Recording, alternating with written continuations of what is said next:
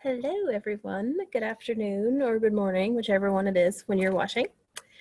Today we are on lesson 8, day 8 of our module 1 in Wit and Wisdom. We are still working on the little yellow leaf. Before we get started, I want you to make sure that you have your vocabulary journal and your knowledge and response journal. You are going to need them both today, okay? We're going to go ahead and get started with our vocabulary. What I would like for you to do first is make sure that we started on page 9. We wrote the title of the story on page 9. This is for a little yellow leaf and a color of his own, okay? On page 9, you should have the words autumn and beckon. On page 10, you should have the words amber and heaps. On page 11, you should have the words soar and shimmer. On page 12, you should have the words heather and camouflage. And on page 13, you should have the words remain and chameleon.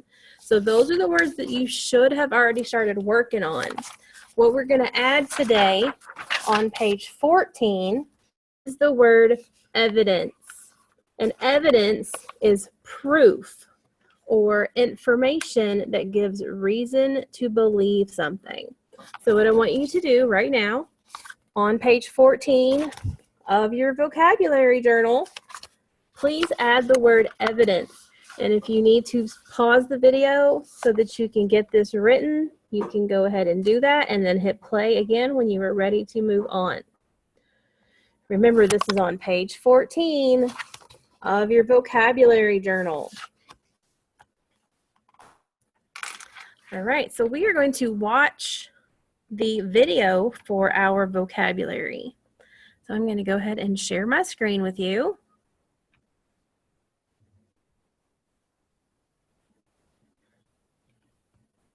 All right, so we are going to learn some new words today.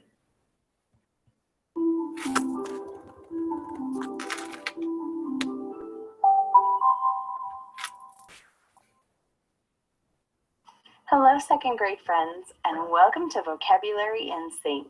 I'm Mrs. Nowell, and I'm excited to get some new words with you today. This lesson is for grade 2, module 1, focusing question 3. Here are the 5 words we're going to learn about today: setting, soar, character, ready, and fall. Please try to practice these words as much as you can in speaking and in writing. Let's learn more about these words. Our first word is setting. Setting is a noun. The definition is where and when a story takes place. Let's listen to the word and definition in Spanish. El escenario es un sustantivo. Significa dónde y cuándo sucede una historia. We can look at the icon or picture, and that can help us remember the word setting. Let's learn another word. Our next word is soar.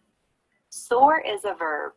The definition is to fly or sail up in the air. Let's listen to the word or definition in Spanish. Elevarse es un verbo. Significa volar o subir en el aire. In the icon, we see a bird soaring up in the air. That can help us remember the word soar. Now it's time for us to practice using the words setting and soar. I'm going to read this twice. The first time I read it, please follow along as I read. The second time, I'm going to ask that you read along with me. Ready? Let's read. The setting of the little yellow leaf is in a forest. The season is fall. and many leaves soar through the air. Now you read it with me. The setting of the little yellow leaf is in a forest. The season is fall, and many leaves soar through the air. Great work. Let's learn some new words. Our next word is character. Character is a noun. The definition is who a story is about. Let's listen to the word and definition in Spanish. El personaje es un sustantivo. Significa sobre quién se trata una historia. Our next word is ready. Ready is an adverb. Adverbs describe actions. The definition of ready is prepared to act or do something. Let's listen to the word and definition in Spanish. Listo. Lista. Es un adverbio. Significa preparado para actuar o hacer algo. The icon for ready is an alarm clock. When I hear my alarm in the morning, it reminds me to get ready for a great day. Our next word is fall. Fall is a verb. The definition is to come or go down from a higher spot. Let's listen to the word and definition in Spanish. Caer. Es un verbo. Significa bajar o descender de un lugar más alto.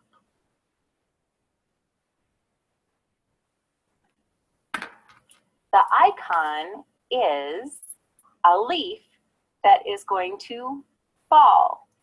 It comes down from a higher spot. That icon can help us remember the word fall. Let's do some more practice. I love getting to practice our new words. First, we'll read the question together, and then we'll answer the question. Let's read the question together. Little yellow leaf is the main character. He is not yet ready to fall from the branch. Why might the little yellow leaf not be ready to fall yet? I'm going to ask that you answer the question in a complete sentence with your learning partner. It should sound something like this. The little yellow leaf may not be ready to fall because, and then you'll tell why. I'm going to read the question again. The little yellow leaf is the main character. He is not yet ready to fall from the branch. Why might the little yellow leaf not be ready to fall yet? Please pause the video now and tell your learning partner and try to use a complete sentence. Okay, so I want you to use the story sentence, the sentence starter right here. The little yellow leaf may not be ready to fall because, and you're going to use this sentence to tell your learning partner why you think the little yellow leaf may not be ready to fall. Go ahead and pause the video, and when you are finished, you can hit play again.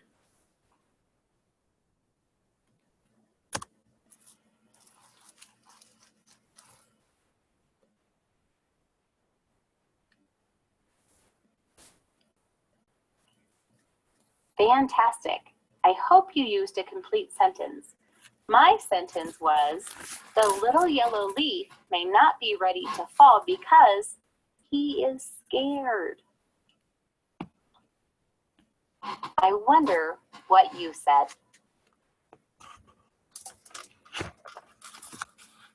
Let's practice our definitions to make sure we remember the words. The first one is, which word means who a story is about? A, setting, B, adjective, or C, character. I'll read it one more time. Which word means who a story is about?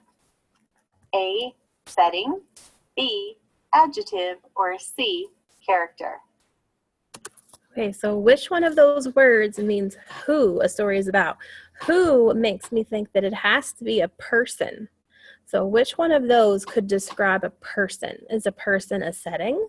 Is a person an adjective? Or is a person a character?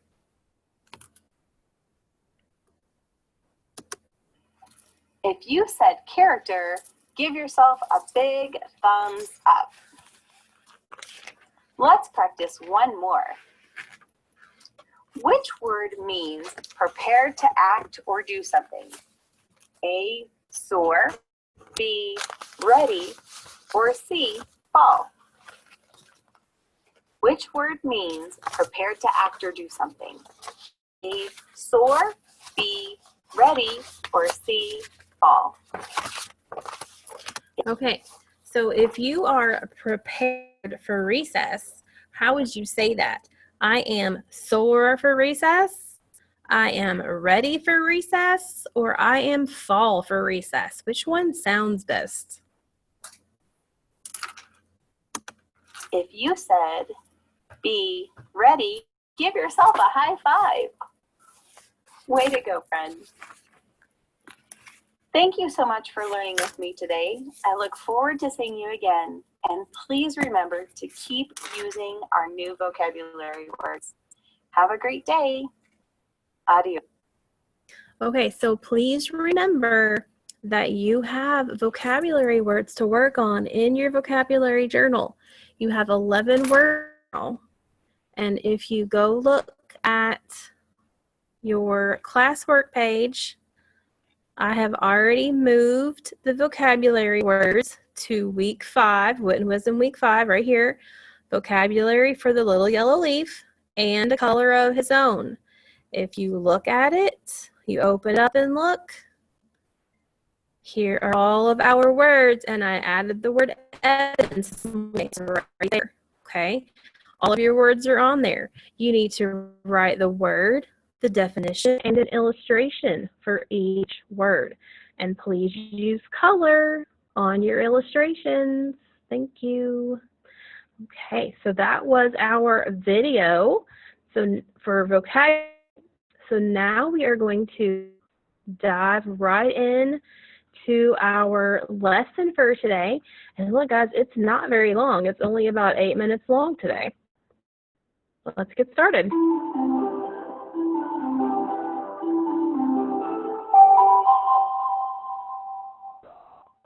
Welcome back, friends. I'm Sue Sabella, your Great Minds teacher, and I am so excited to continue to learn and grow with you.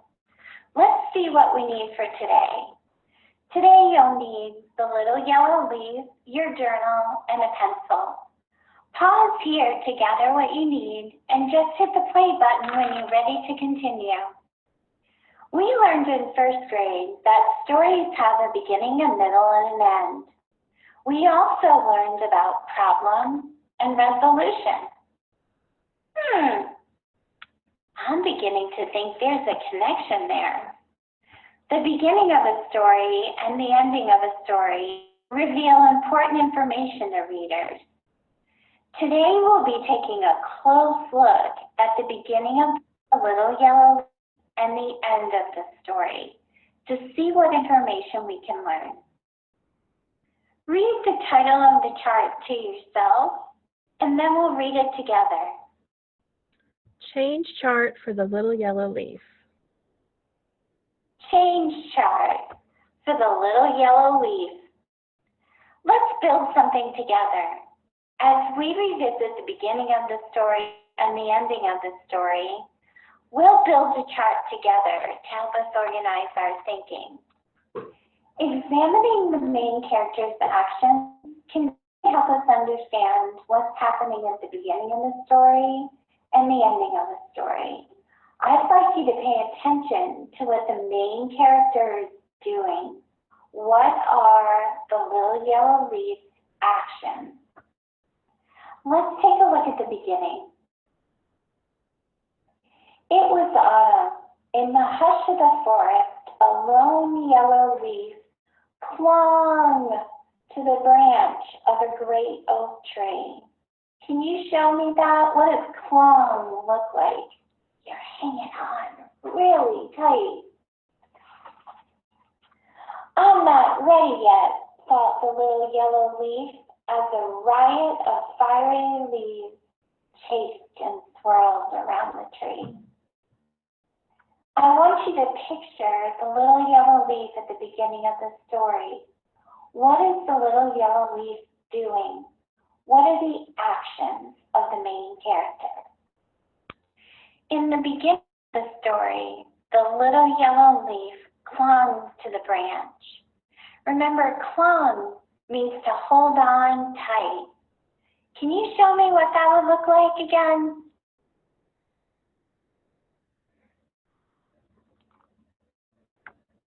Now let's reread some pages from the end of the story. I want you to focus in on little yellow leaf and what his actions are or what he's doing at the end of the story. And 1, 2, 3, they let go and soared. Soared means to fly high in the sky. What are little yellow leaf's actions now? What's happening at the end of the story? What is the character doing? At the end of the story, little yellow leaf let go and soared. I want you to think back to the beginning of the story and also to use the chart to help you think about the beginning of the story. What did little yellow leaf look like at the beginning of the story? So think about that for a minute. If you need to open up your digital copy of the book, you can do that. How did the little yellow leaf look at the beginning? Was he scared, or was he brave, or was he courageous? What were some adjectives that describe how he looked and how he was acting? I think that the little yellow leaf was being very afraid and he was scared at the beginning of the story. But now let's think about the ending of the story. Now pretend what he looks like at the end of the story. How were little yellow leaf's actions different from the beginning to the end of the story? I'm also noticing that the beginning and ending of the story are helping me to think about the problem and the resolution. In the beginning, yellow leaf is all alone. At the end, yellow leaf is soaring with scarlet leaf. At the very beginning of the story, we learn that little yellow leaf has a problem. And by the end of the story, there's a resolution to his problem. His problem is solved because at the end of the story, he is soaring with scarlet leaf. What caused the change in little yellow leaf's actions? Pause to think about this question or discuss it with a learning partner. So what happened? At the beginning of the story, Yellow Leaf is all alone and he's scared and he doesn't want to let go. But then by the end of the story, he's with the little Scarlet Leaf and they decide to let go and soar away together. What caused that change from him being alone and scared to being brave and together with the little Scarlet Leaf? What happens? Talk to your learning partner about that. Share what you're thinking. And when you're ready, push play.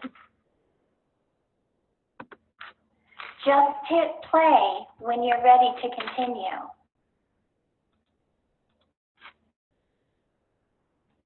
Little Yellow Leaf's actions changed when he met Scarlet Leaf. He had someone to go with now. He found a friend. We determined that the problem is resolved. Little Yellow Leaf decides to let go and soar with Scarlet Leaf. Which part of the story, the beginning or the ending, did the resolution occur? Shout it out. Now it's your turn. There's the check in the corner, so your teacher will be checking in with you. Use the sentence frame to get you started in a summary of Little Yellow Leaf. Let's take a look at the frame. At first is where you'll describe what happened in the beginning of the story.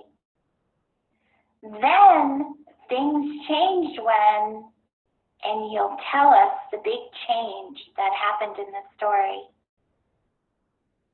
Finally, at the end, you'll tell us about the resolution and how the story ended. You've got this. What I'd like you to do is pause and practice.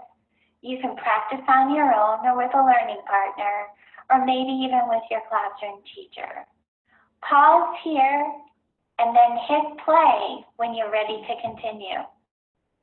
Okay, so what you're going to do tonight or throughout the rest of the next few days is you are going to use these story starters, these sentences, to read the story, your summary of the Little Yellow Leaf, okay? So you're going to practice this verbally with someone for a few times until you get down what it is that you want your summary to say. And then when you are done with your summary verbally, you're going to come over here to the Google Classroom, and you see I have already posted your, oops, no I haven't, it was for the other class. Let me show you from the other class what it's going to look like, and I will post it for you guys this afternoon. So you're going to have, okay, so here it says summary of the Little Yellow Leaf. So what you are going to do is here's a picture of what your journal is going to look like, okay? You're going to write on the top, summary of the Little Yellow Leaf, and you're going to be on page 11, okay? And you're going to write out these the sentence starters, okay? You're going to write at first, and then you are going to write and tell me what happened in the first part of the story. You could say something about the Little Yellow Leaf was scared and alone, if that's what you want to say. Then you're going to write, then things changed when, and you're going to write and tell me when and how things changed. And then finally, at the end, and you're going to tell me what the difference is between how he was in the beginning and how he was at the end. At the end, tell me what happened. So this is going to be your summary. You're going to write it in your journal on page 11, and then you're going to take a picture, and then you're going to open up your Google slide, and then you're going to insert your picture onto the Google slide. Now, you're going to use the Google slide for more than one thing, though, today, okay? Because on the first page, you're going to put your summary from page 11, but then on the second and the third slide, you're going to write the answer to 2 questions in your journal, okay? So on page 12 and 13. Oops, wrong thing. Hold on. Sorry. Okay, so on page 12, you're going to answer this question. And remember, guys, you need to put the question at the top of the page. That way you know what question you are answering. Why is evidence important in informative writing? And the example I gave was, if you were writing about snakes, why is it important to have evidence about snakes in your writing? Can you just write about whatever you think should be about a snake? Whatever evidence you think snakes are like? Or do you need to have actual evidence about those snakes? So you're going to answer this question, why is evidence important in informative writing? On page 12. And then on page 13, you're going to answer this question. And remember, you need to write this on the top of the page. How do the problem and resolution connect to the beginning and end of the text? And that's a big question. But listen, it's super easy. Where do we normally find the problem of a story? Is it in the beginning or the end? It's almost always in the beginning or close to the beginning. Where do we always find the resolution in a story? In the beginning or in the end? We're always going to find the resolution close to the end. So that's all this question is asking. It wants you to tell me how the problem is connected to either the beginning or the end, and how the resolution is connected to either the beginning or the end. And this can just be one sentence, 1 to 2 sentences, okay? And that's on page 13. So when you are finished with answering the question on page 12 and on page 13, you are going to take pictures of those, and you're going to put question on page 12 on slide 2, and on slide 3, you're going to put the question from page 13, right? All right, so then you will upload those photos, and then you will submit that to me so that I can read what you've written, okay?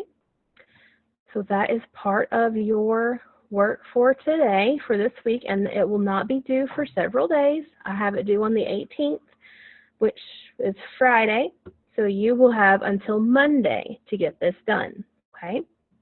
So you have journal responses, and you need to write a summary. One more thing you need to do on page 10,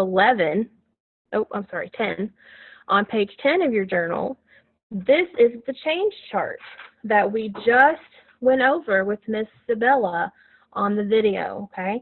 So you're going to need to turn your book sideways. You can see the page number is here, so you need to turn your book sideways to write in the information that is on the change chart.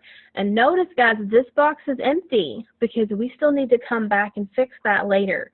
So make sure you leave that box empty for us to come back and work on it later, okay? All right, so you have 3 assignments for today that will you'll be due on next Monday. And don't forget, you have fluency homework. You were supposed to read it Friday, tonight, Tuesday night, and Wednesday night. Don't forget to have that signed by your grown-ups. And then here is your vocabulary. Remember, you need to be writing your vocabulary and the definitions in your vocabulary journal, drawing your illustrations, and studying for your vocabulary quiz. And then here is your copy of the book. Okay? All right, so don't forget, some of you still need to take question set, your quiz from last week, question set 11. A lot of you still need to take that. So please make sure that you are getting all of your work. I think our video is almost finished. We're going to go back to the video and finish it up before we close the lesson. And then hit play when you're ready to continue. Today we learned how the problem and resolution connect to the beginning and ending of a text. Your classroom teacher will be checking in with you to read your response to this question. In your journal, please answer this question. How did the problem and resolution connect to the beginning and end of the text? Remember, you can always scroll back on the timeline to the change chart we created together, and that chart can help you think about this question. You'll pause here for quite a bit so you can think and write. Just hit the play button when you're ready to wrap up our video lesson. It sure was fun to think with you today, and to think deeply about the beginning and the ending of a text and what they can reveal to us. I'll see you soon, my friends. Okay, so that is the end of our lesson. So what I need for you to do is make sure that you mark this as complete, guys, or that you have done it so that you can get your points for today. If you are not marking that you're watching these videos, you are missing out on points for your grades. So you need to watch the video, click that you marked it as done, and then do the work for it. Guys, I really, really need for you to please make sure you're doing all of your work. Go into your classwork, and if you need to go all the way back to the very beginning and click on each assignment, make sure that it's done, because in a few weeks it's going to be fall break and you won't have the opportunity to do that work anymore, and you're going to get a bunch of zeros if you don't have anything turned in. So I need you to please go back and make sure that you have all of your work complete. Okay? All right, so that's all I have. So I hope you guys have a great afternoon, and I will see you tomorrow.